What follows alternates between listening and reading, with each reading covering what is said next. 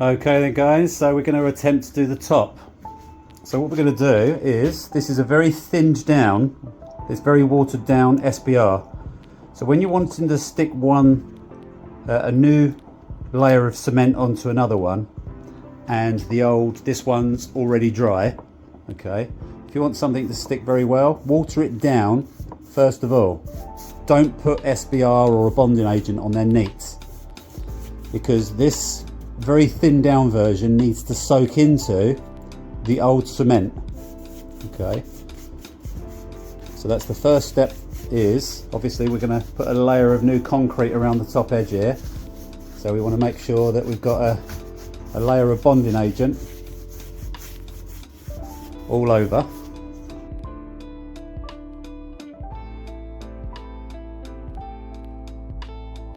Right, so we're going to attempt to do the top. So I'm just mixing up a nice mix. I made it slightly bigger. When you're doing a big area, because that whole area, that top of that table has got to be done in one go really. So hopefully I've got enough here. I've done about 4 times the amount of a batch, so I've got four of the fine sand, 4 white cement, 4 limestone flour, and remember, slightly diluted SBR in the water, and just keep mixing it slowly, and eventually it turns into a nice thick clay. So we've got that just about right. You can literally squish that, look, into, and it's very nice and smooth. You can get a really nice smooth surface to that. That is the perfect consistency. Alright, so let's do it.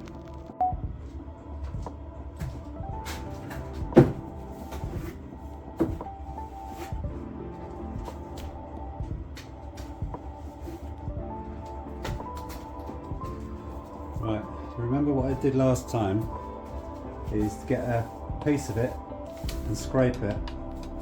Now what I'm going to do is I'm going to cover that up, just so that we don't get any unnecessary cement stick to it.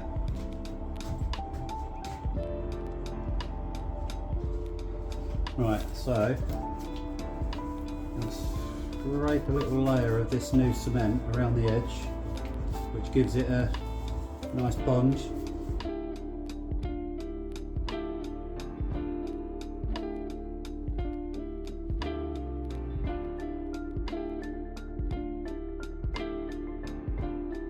If you're wondering what this line is, it was actually when I cast it upside down, there was a crease in the polythene. It's quite thick polythene, and it's just created a bit of a seam, but that's not a problem.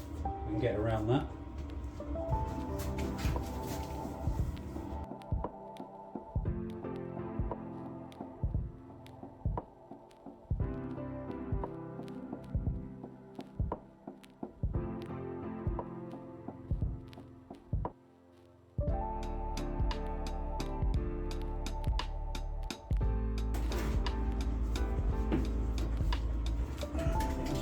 Tip that out, give it a good mix up.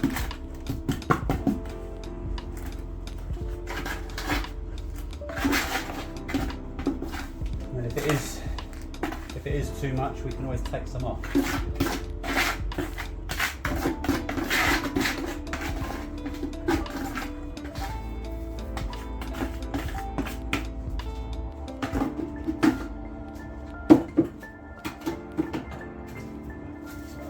This good old knead up.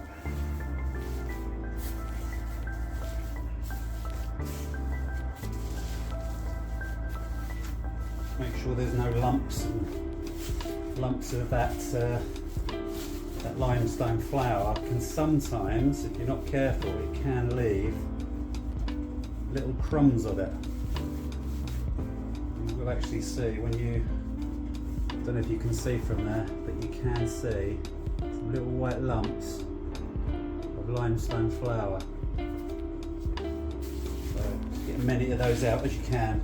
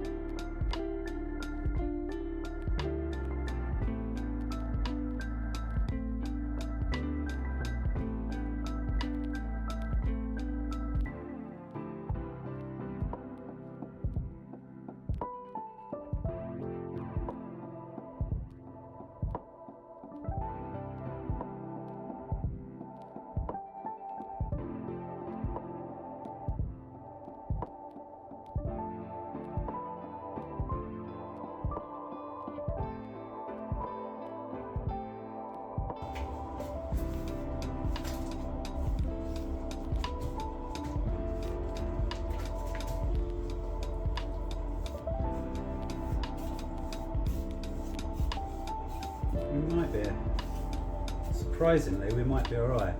I think bring some of that in.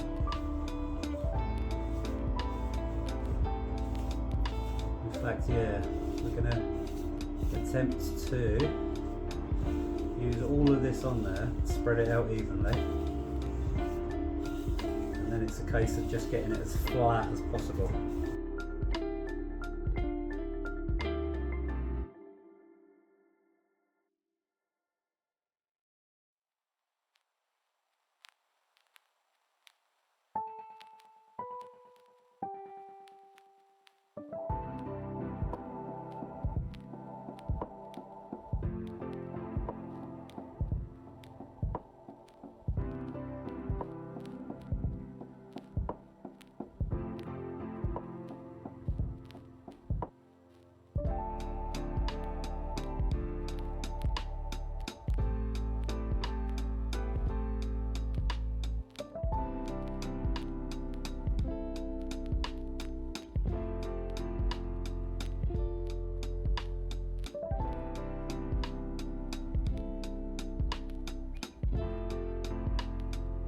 What I'll probably do is, don't think I can do it just yet, but when it's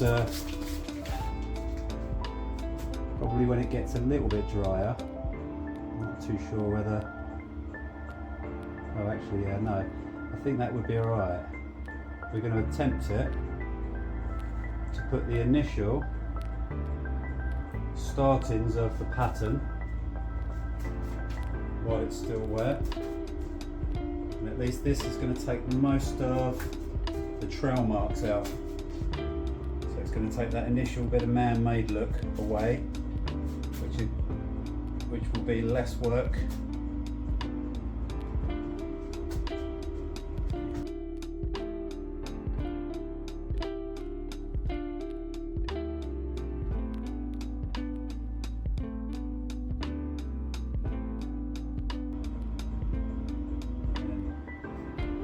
Making it up as I go here now really is maybe finish it off with a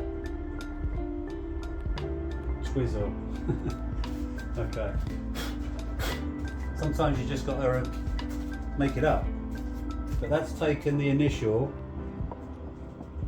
kind of man-made look away. A few little lumps, little dry bits fell off my gloves there.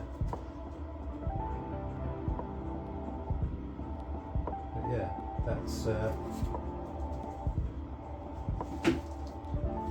enough for now, so I'll see you again soon when we start carving it.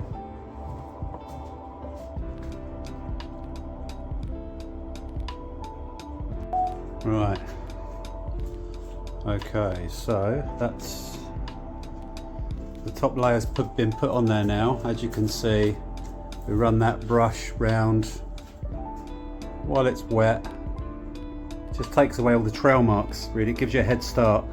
I've created a little bit of a prop just to hold this piece up here. It's a little bit thicker. Oops.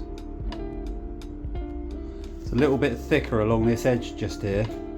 So just in case we come back in 3 hours and that lump's on the floor, I thought I'd just not take a chance, prop it up. So there you go. It doesn't have to be perfect. It's just got a very slight flat on it all the way around, and then when we carve it, we'll be able to carve lines in this way, dig bits out, create a bark, like a bark effect, have a little recess just inside there that indicates like the thickness of the bark all the way around, and then yeah, we'll do something to make it look as much of a tree effect as possible. Right, so it's been about 3 hours, and it should be okay. It might be just a little bit soft.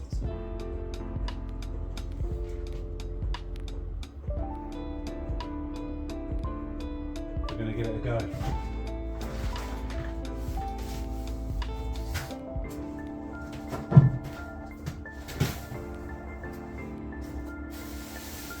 Take that off so that I can turn it.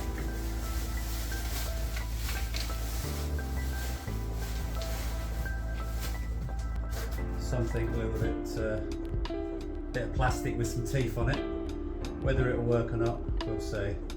So all we need is a nice soft paintbrush and something to just create some lines. They don't want to be too perfect like a record player, because we're going to go, because they're a little bit far apart, we're going to go kind of a little bit in between those as well.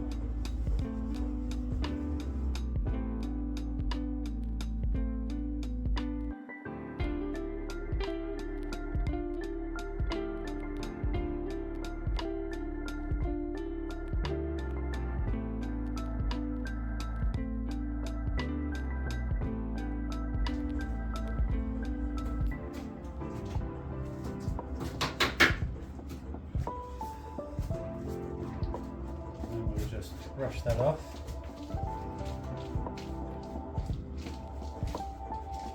We'll do the bark effect around the edge, we'll do that last. We'll get most of this pattern. It starts looking better.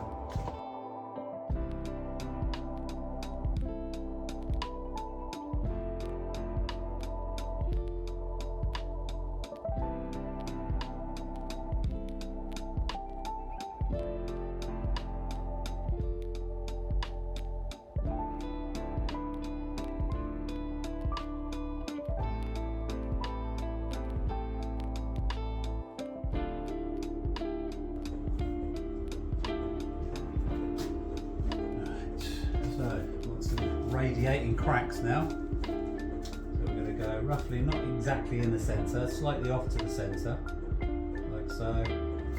And we want to make them just a little bit.